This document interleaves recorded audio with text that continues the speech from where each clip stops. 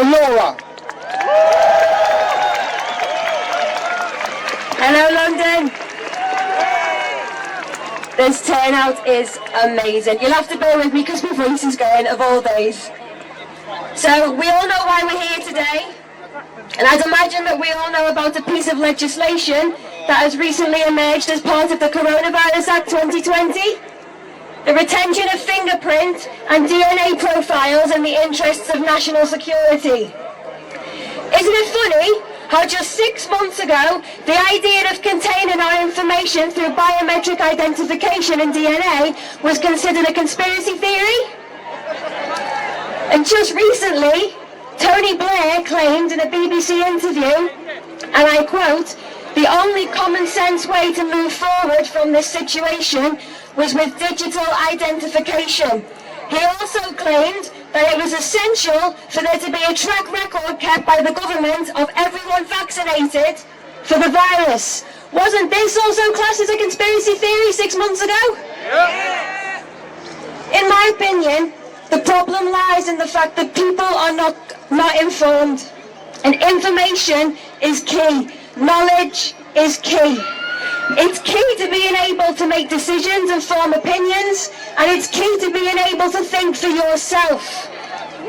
Now, I was there once. I was once ill-informed to many things, but the second that I began to question everything that was happening around me and why, I discovered information that I would never have found otherwise.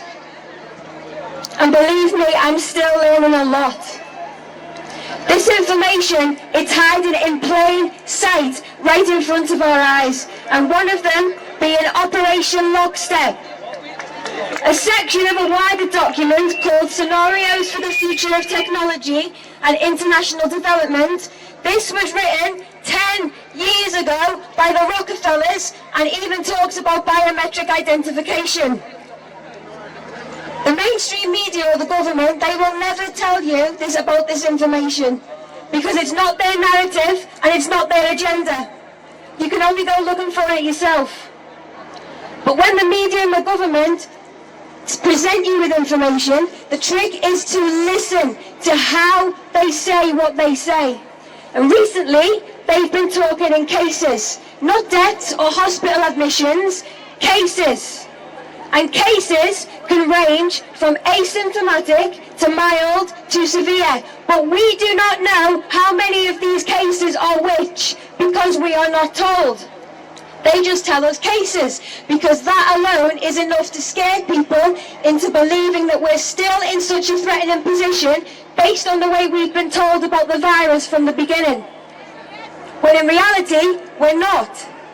Because if we were, why would they need to pay people to be tested?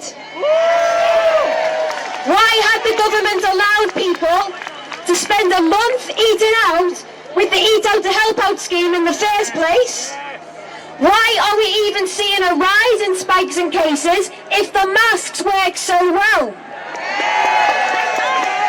How can we say that we are still being threatened by this virus when the government downgraded it from being a high consequence infectious disease on the 19th of March 2020, 4 days before lockdown?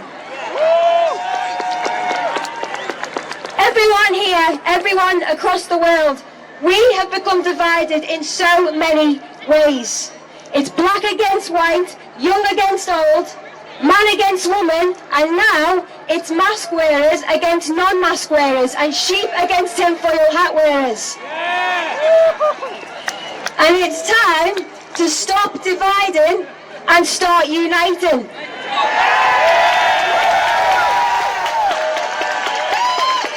Now, I can admit that I've been guilty of the name calling. We all have, whether we wear a mask or we don't. But I've come to realise it's really not the way forward. The way forward is by informing others in ways that leaves them questioning and thinking. Now, I hope to achieve that with my generation when I first spoke out in Liverpool. And my speech has already made a huge positive impact on many of my peers, and I really hope that continues.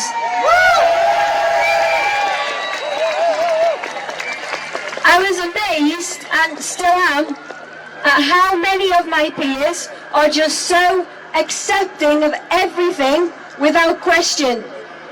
Mainstream media and social media are not just our only sources of information. Young people and children are the easiest to influence with what's to come if we allow what's happening around us to continue without question. We were already blamed for the rise in spikes in cases, even though we'd just been given the chance to eat out and help out, and even though the entire nation was given the same opportunity. So why just blame the young people? I'd like to set a challenge to each and every one of you here today. Starting from now, make it your aim to inspire at least one person. And by doing so, you will have doubled the number of people here today. Ask them questions, reassure them that they do not have to be afraid, and encourage them to think for themselves and do their own research. And this includes everyone, of all professions, of all walks of life, and our friends and our families and so on. Join us in the fight for our freedom and peace, because we are the people, we have the power. It all depends on how we use it, and we're almost there. Come on! Thank you.